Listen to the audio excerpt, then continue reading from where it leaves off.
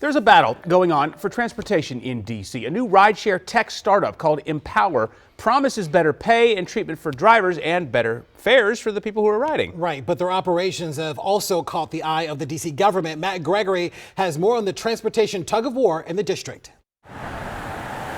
Uber and Lyft are as universal with travel as taxis in the 20th century. But a Northern Virginia tech CEO says that needs to change. Empower now provides cities for the first time with the ability to say no to Uber. Josh Sear is the CEO of Empower. He says the company sprung from a question he asked to a Lyft driver.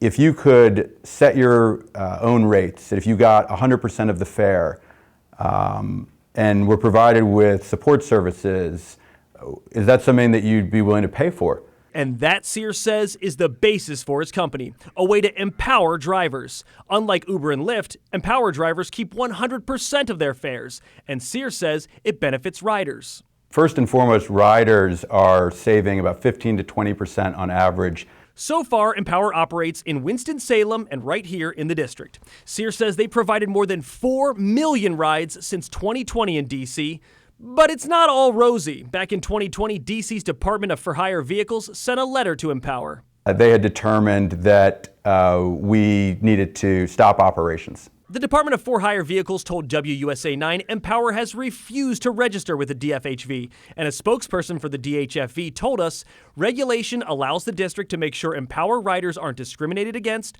drivers are insured, and subject to a background check. But Sear says Empower drivers are already background checked. That is conducted by one of the largest providers of background checks in the country. He says the main issue is that Empower is a software company. Sear says it provides a service to drivers just like a food or travel reservation company. Just like, the health and safety, regulations and the fire code and the Alcohol and Beverage Commission, doesn't apply to OpenTable. And in this case, Sear says the drivers should be regulated, not the company.